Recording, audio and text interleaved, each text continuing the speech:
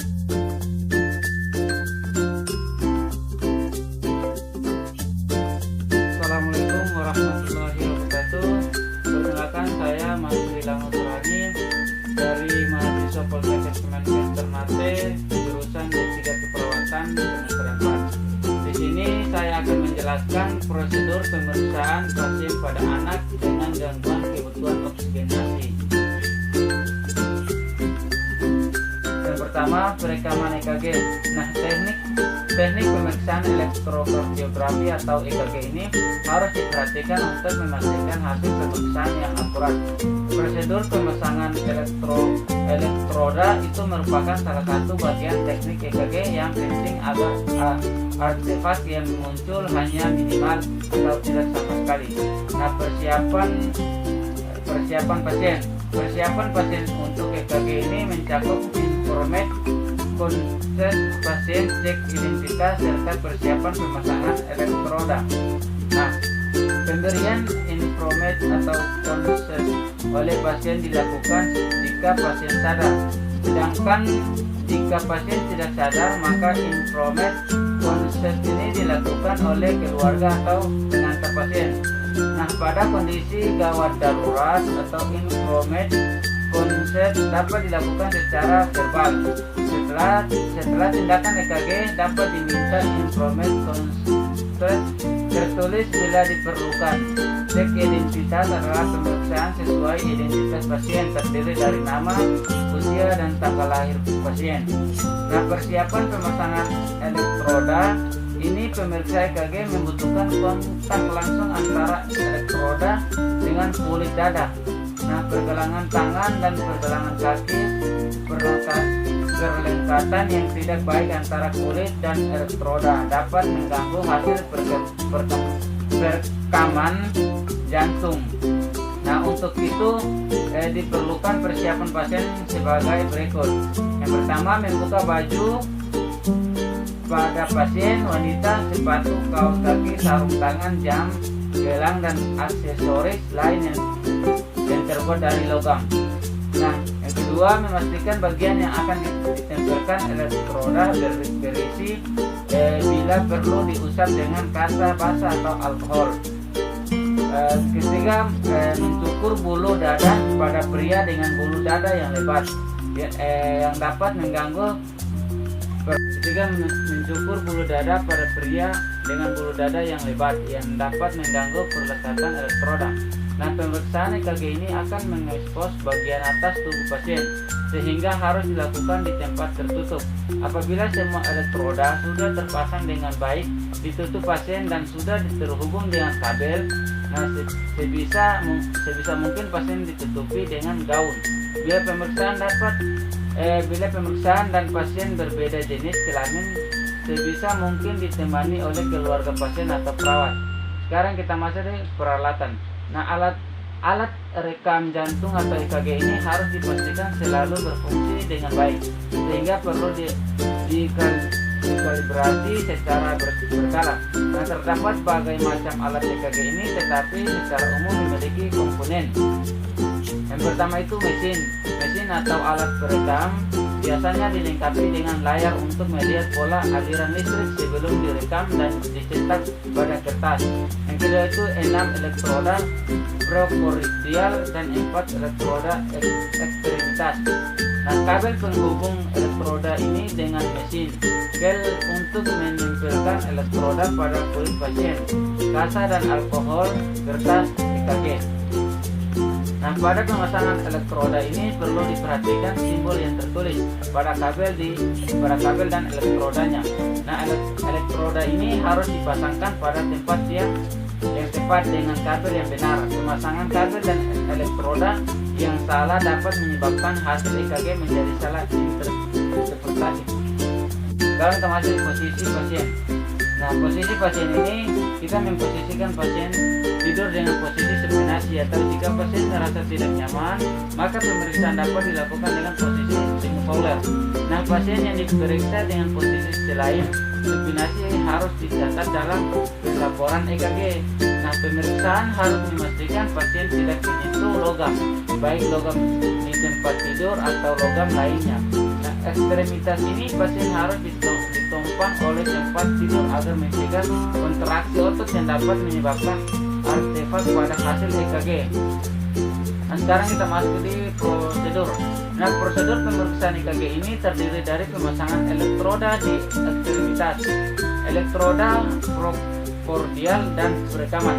Nah, pemasangan elektroda di ekstremitas ini, pemasangan elektroda pertama adalah elektroda di ekstremitas. Prinsip pemasangan dan termasuk di prosedur. Nah, prosedur pemeriksaan EKG ini terdiri dari pemasangan elektroda di ekstremitas, nah elektroda prekordial dan perekaman. Nah, pemasangan elektroda ini di ekstremitas, pemasangan elektroda pertama adalah elektroda di ekstremitas. Prinsip pemasangan adalah elektroda dipasangkan di distal dari bahu dan pinggang. Nah, sehingga tidak harus tepat pada pergelangan tangan dan pergelangan kaki. Namun pemasangan elektroda dapat pada pergelangan tangan dan kaki masih menjadi pilihan utama karena ditemukan perbedaan durasi dan voltase EKG apabila elektroda dipasangkan di tempat lain. Masuk pemasangan elektroda prekordial. Nah, pemasangan elektroda ini prekordial dilakukan dengan perhatikan struktur anatomis sesuai tabel di bawah. Nah, pemasangan elektroda prekordial ini ada P4, P5, dan P6. Nah, pada pasien perempuan harus diletakkan di bawah payudara kiri. Sedangkan terutama jika jaringan payudara menutupi letak anatomis, seharusnya berdasarkan studi meletakkan elektroda di atas jaringan payudara dapat mengganggu tangkapan sinyal listrik pada pemeriksa EKG, walaupun hal ini menjadi kontroversi. Masuk di perekaman. Pastikan pengaturan alat saat perekaman ada pada mode auto yang berjalan dengan kecepatan 25 mm per detik dan 10 mm per meter volt. Bila kompleksi RS pada EKG terlihat terlalu tinggi, maka dilakukan pengaturan voltase ulang. Nah, pada saat perekaman, pasien harus dalam keadaan tenang dan tidak bergerak. Pasien-pasien tertentu tidak dapat tenang, misalnya penderita Parkinson yang mengalami tremor, maka pasien ini harus dikondisikan setenang mungkin. Nah, pada hasil pemeriksaan harus dituliskan bahwa saat diperiksa pasien tremor atau kondisi lain yang menyebabkan pasien bergerak. Nah, hal-hal yang seperti ini yang harus dicatat di hasil perekaman EKG, termasuk identitas pasien, waktu pemeriksaan, kondisi pemeriksaan yang di luar standar. Misalnya pasien dalam keadaan duduk, keluhan pasien selama pemeriksaan, misalnya nyeri dada. Nah, bila ditemukan pada hasil perekaman kondisi irama irregular, maka tambahan perekaman ini grade 2 minimal selama 10 detik. Tujuan penambahan ini adalah untuk dapat menghitung frekuensi jantung. Sekarang masuk di follow up. Setelah EKG selesai dilakukan, hasil rekaman jantung harus diperiksa ulang oleh operator atau klinis untuk menentukan apakah pemeriksaan perlu diulang. EKG diulang bila artefak terlalu banyak dan mengganggu atau hasil yang sulit diinterpretasikan. Sebelum dilakukan EKG ulang perlu diperhatikan apakah semua elektroda masih melekat dengan benar di tempatnya dan apakah semua kabel terpasang pada elektroda yang sesuai. Nah, pemeriksaan EKG adalah pemeriksaan non-invasif yang dapat diulang kapanpun bila dibutuhkan. Pada kondisi tertentu, pemeriksaan EKG harus dilakukan berulang atau serial, misalnya untuk memantau progresivitas sindrom Gardner akut atau untuk memantau efektivitas terapi pasien. Sekarang masuk di dua pengambilan putum, spesimen darah, vena, dan arteri. Pemeriksaan spesimen darah. Yang pertama, pengertian. Pemeriksaan darah merupakan pemeriksaan dengan bahan atau spesimen darah. Beberapa pemeriksaan berikut ini menggunakan spesimen darah atau antara lain. Nah, albuminum, asam urat, gula darah, hematorik, hemoglobin, trombosit, kolesterol, dan lain-lain. Yang kedua, persiapan alat. Yang pertama, lancet darah atau jarum khusus. yang kedua kapas alkohol, yang ketiga kapas kering, yang keempat alat mengukur HB atau kaca, objek atau botol pemeriksaan tergantung macam pemeriksaan, yang kelima bengkok, 6 handscone, 7 perlak dan pengalas. Lalu masuk di prosedur kerja. Pertama mendekatkan alat, yang kedua memberitahu klien dan menyampaikan tujuan serta langkah prosedur.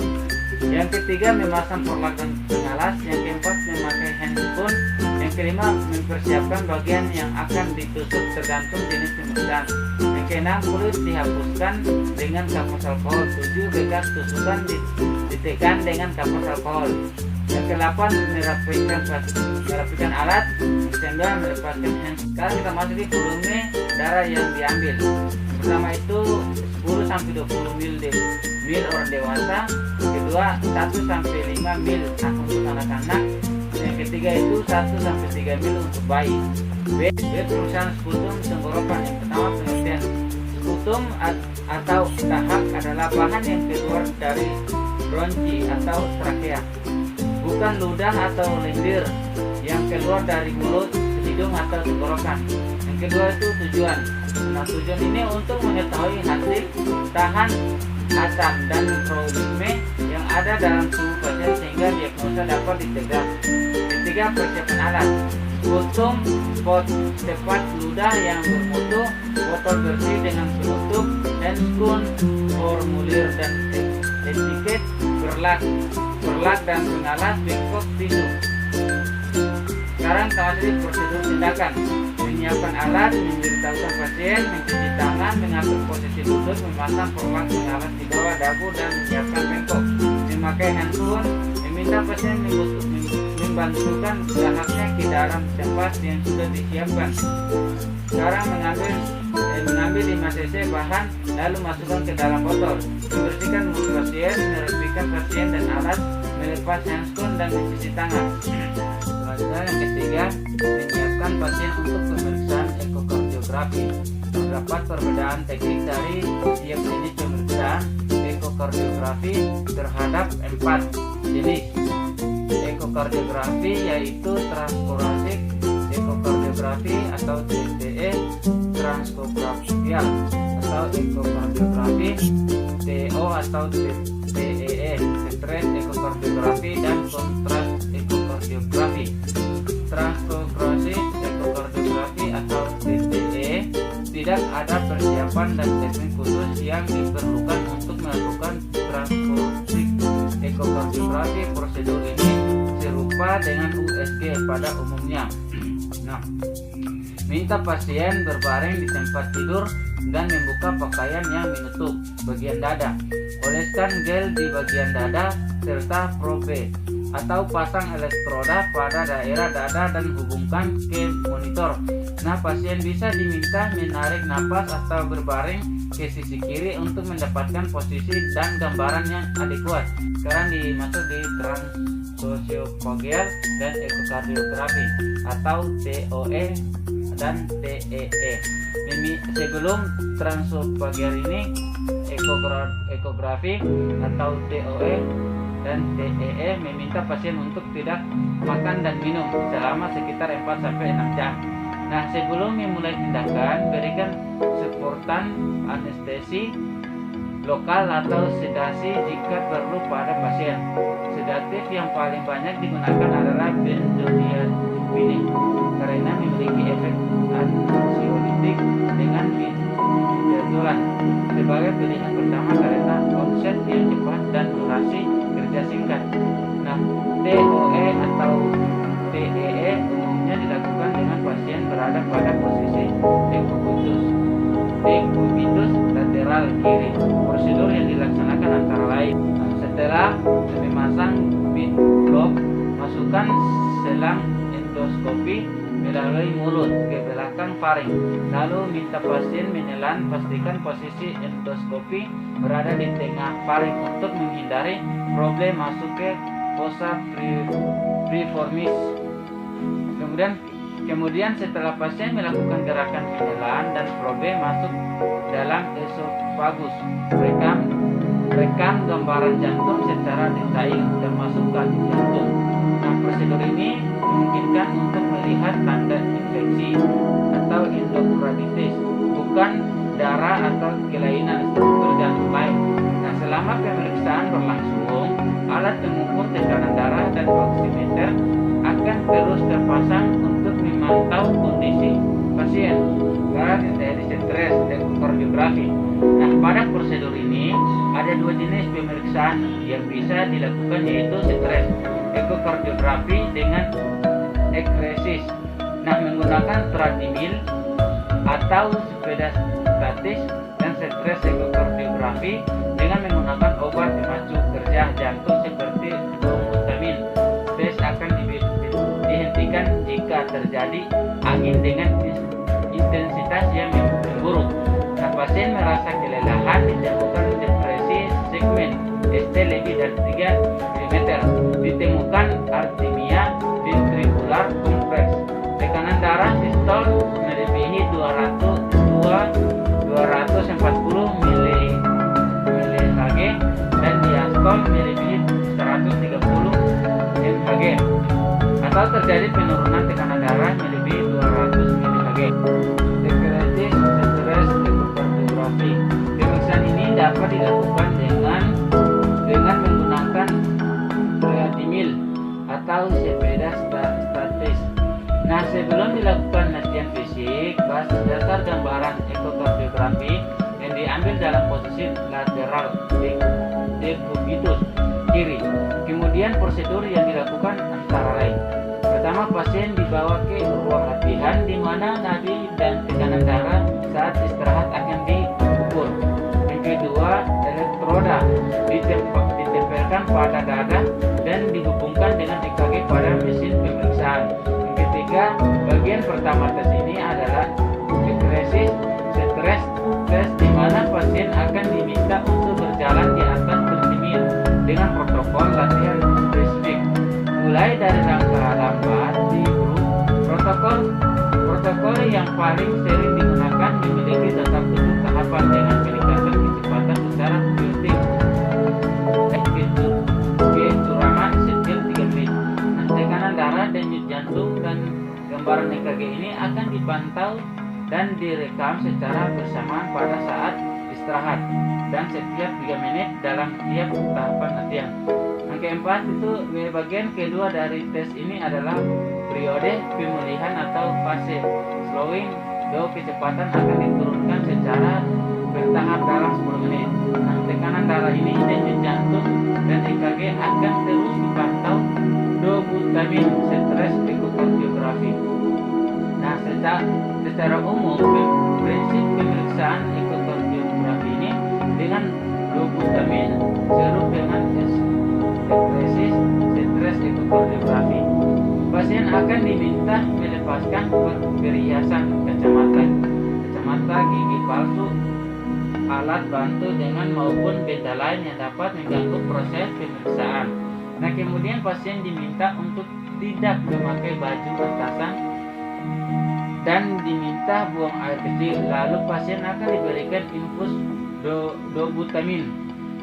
Nah, pasien diminta berbaring di tempat tidur dan akan dipasang elektroda yang terhubung dengan EKG dan monitor.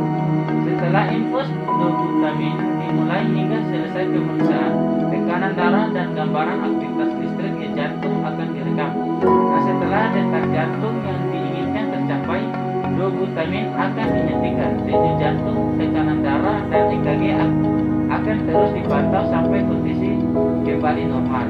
Nah, dobutamin ini merupakan stimulator reseptor beta, terutama beta 1.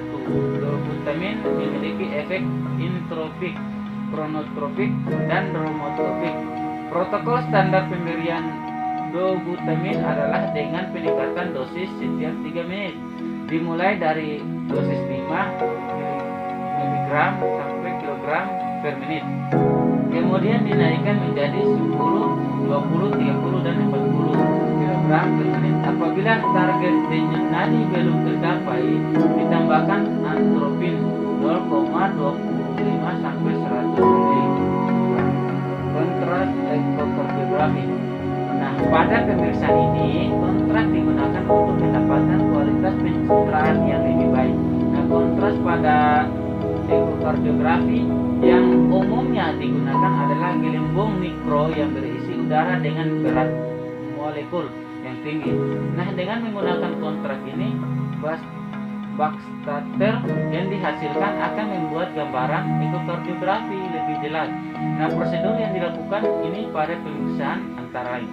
Pertama itu meminta pasien untuk melepaskan perhiasan atau benda yang akan mengganggu selama pemeriksaan. Yang kedua itu ganti baju pasien dengan baju khusus atau membuka pakaian yang menutupi dada hingga panggul. Yang ketiga, minta pasien untuk buang air kecil. Keempat, masukkan kontras secara intravena. Kelima, minta pasien berbaring ke sebelah kiri. Keenam, pasang elektroda untuk memantau aktivitas listrik jantung.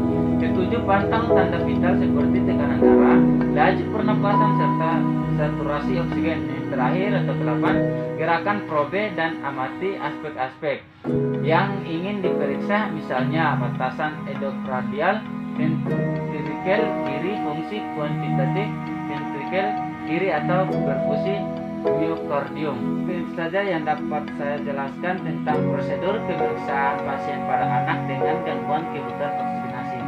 Lebih dan kurangnya saya mohon maaf. Assalamualaikum warahmatullahi wabarakatuh.